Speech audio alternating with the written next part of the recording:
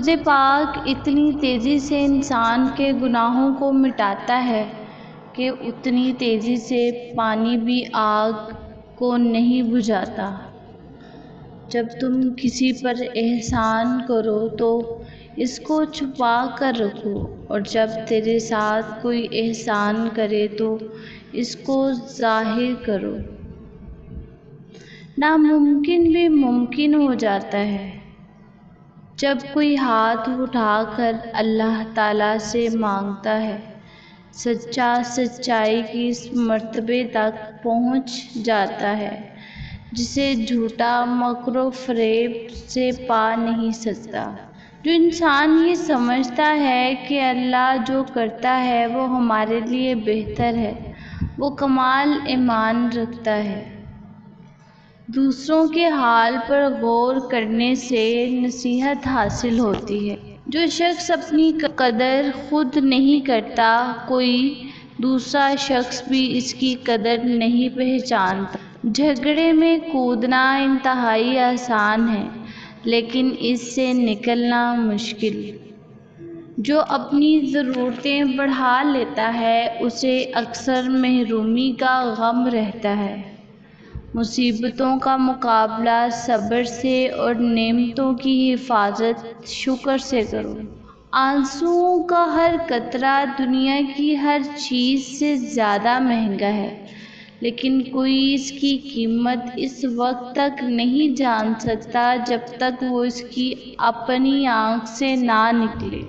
الفاظ انسان کے غلام ہوتے ہیں مگر صرف بولنے سے پہلے تک۔ بولنے کے بعد انسان اپنے الفاظ کا غلام بن جاتا ہے۔ زندگی میں ہمیشہ اپنے چاہنے والوں کو اپنی کمی محسوس کرواؤ، مگر یہ دوری اتنی لمبی نہ کرو کہ کوئی آپ کے بغیر جینا سیکھ لے۔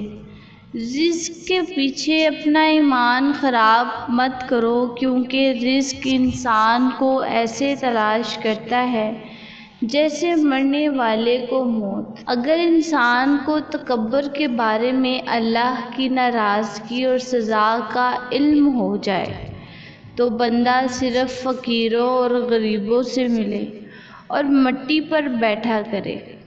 حضرت علی کے پاس ایک یہودی آیا اور کہا، میں نے سنا ہے آپ مسلمان جب عبادت کرتے ہو تو برے برے خیالات آتے ہیں، جبکہ ہم عبادت کرتے ہیں تو ہمیں نہیں آتی۔ حضرت علی نے جواب میں فرمایا، اگر ایک گھر فقیر کا ہو اور ایک امیر کا تو چور کہاں جائے گا؟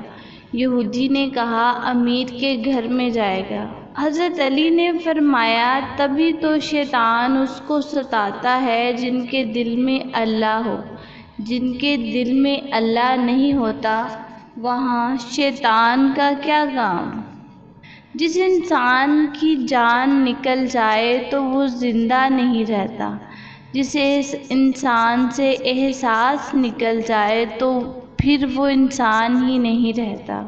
دو اعمال ایسے ہیں جن کا ثواب کبھی تولا نہیں جا سکتا، معاف کرنا اور انصاف کرنا۔ لوگ کتابوں کی طرح ہیں، ہر ایک کی اپنی کہانی ہے۔ اگر آپ کا اپنا گھر اپنے سکون کا باعث نہ بنے تو سمجھ لینا کہ توبہ کا وقت آ گیا ہے۔ لوگوں کو پرکھنا چھوڑ دو، کیونکہ تم نہیں جانتے کوئی اپنے اندر کیسی جنگ لڑ رہا ہے۔ کسی کو ذلیل کرنے سے پہلے خود ذلیل ہونے کے لیے تیار رہیں، کیونکہ اللہ کا ترازو صرف انصاف تولتا ہے۔ جو لوگ درد کو سمجھتے ہیں وہ کبھی بھی درد کی وجہ نہیں بنتے۔ اللہ ظالم کو چند روز دنیا میں مہلت دیتا رہتا ہے لیکن نعمتوں کا شمار کرنا بھول جاتا ہے۔ اپنوں سے ایسی لڑائی نہ لڑیں کہ لڑائی تو جیت جائے مگر اپنوں کو ہار جائیں۔ تاریخ 1000 سال میں بھی بس اتنی سی بدلی ہے۔ تب دور تھا پتھر کا، اب لوگ ہیں پتھر کے۔ جس انسان کی جان نکل جائے تو وہ زندہ نہیں رہتا، اور جس انسان سے احساس نکل جائے تو پھر وہ انسان ہی نہیں رہتا۔ آج اگر زندگی مشکل ہے تو کل کی آسانی کا وعدہ بھی اللہ نے کیا ہے۔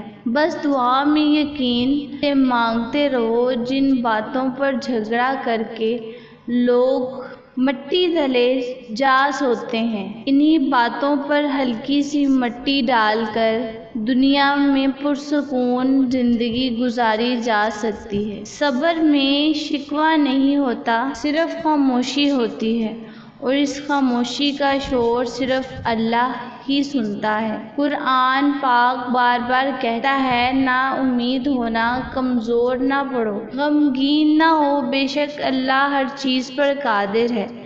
جس کی انا اس کے قد سے اونچی ہو وہ شخص رشتے نبھا نہیں سکتا۔